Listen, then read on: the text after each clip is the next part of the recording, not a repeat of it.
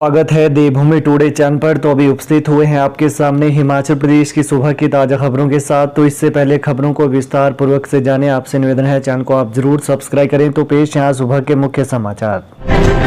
उत्तर भारत के पहले Himachal drone conclave में 200 करोड़ रुपए के एमओयू पर हस्ताक्षर। पालमपुर में पिछले कल उत्तर भारत के पहले हिमाचल ड्रोन कॉन्क्लेव के समापन समारोह में 200 करोड़ रुपए के 5 समझौता ज्ञापन एमओयू पर हस्ताक्षर किए गए।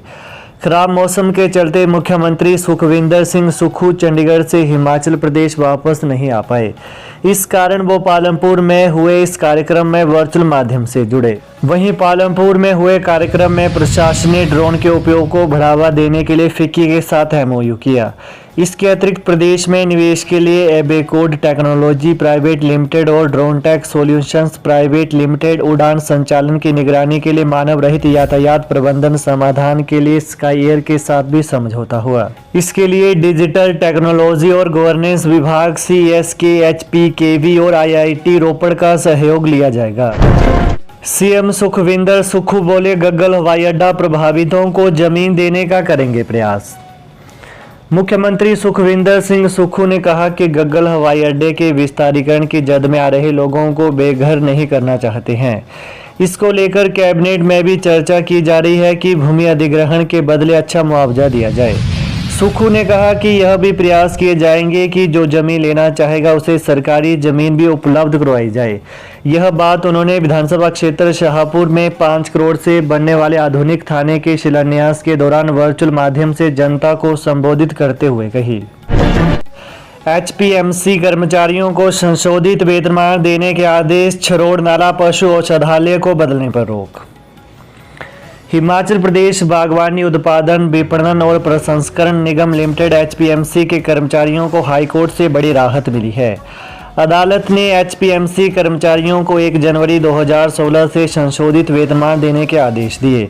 अदालत ने अपने आदेशों में स्पष्ट किया कि यदि याचिकाकर्ता को यह लाभ 3 माह के भीतर नहीं दिया जाता है तो HPMC को देय राशि पर 9% ब्याज देना होगा।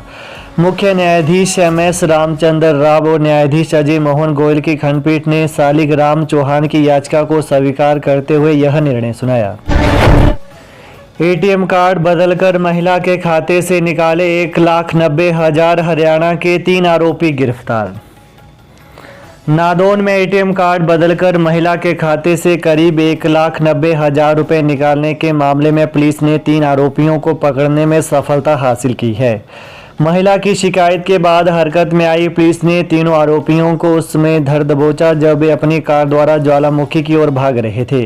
SI अंकुश कुमार की अगुवाई में कपिल अत्री सहित अन्य पुलिसकर्मियों ने उन्हें नादौन के ब्यास पुल पर पकड़ा। वहीं आरोपी सत्यवान, सोनू और संदीप हरियाणा निवासियों को कोर्ट में पेश किया गया, जहां से उन्हें 4 दिन के पुलिस रिमांड पर भेज दिया गया है। पुलिस अब आरोपियों से पूछताछ कर रही है। शिमला में सभी कार्यक्रम रद्द कर हरोली पहुंचे डिप्टी CM। बाढ़ प्रभावित इलाकों का किया दौरा।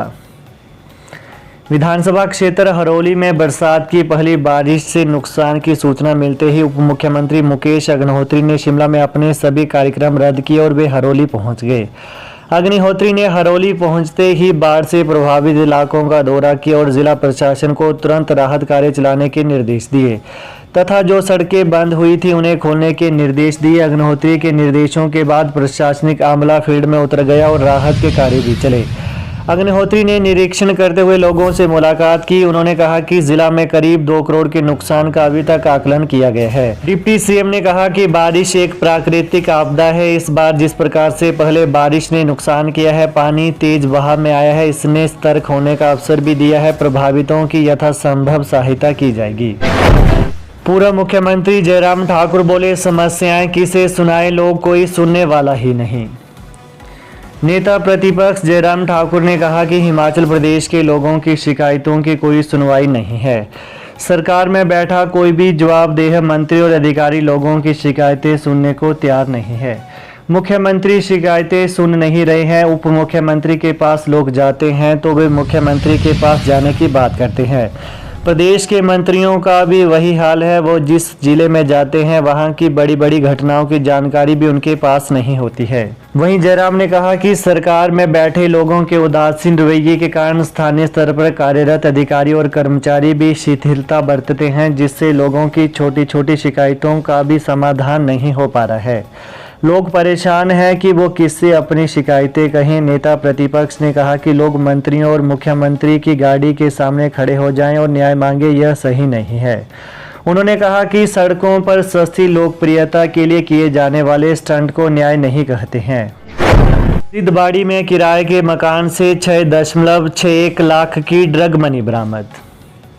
हिमाचल प्रदेश के नूरपुर और कांगड़ा पुलिस की विशेष टीम ने संयुक्त कार्रवाई के दौरान तहसील धर्मशाला के सिद्धबाड़ी के गांव रसाहा में छापेमारी कर किराए के मकान से 6.61 लाख रुपए की ड्रग मनी बरामद की।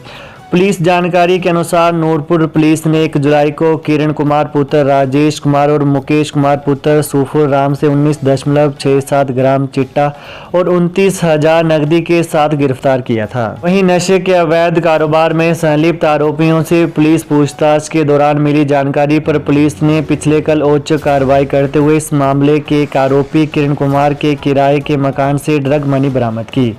जिला पुलिस अधीक्षक अशोक रतन ने बताया कि नशे के अवैध कारोबार के खिलाफ नूरपुर जिला पुलिस जीरो टॉलरेंस नीति में काम कर रही है। नशे के काले कारोबार में संलिप्त किसी भी शख्स को बख्शा नहीं जाएगा। पुलिस की यह कार्रवाई आगे भी जारी रहेगी।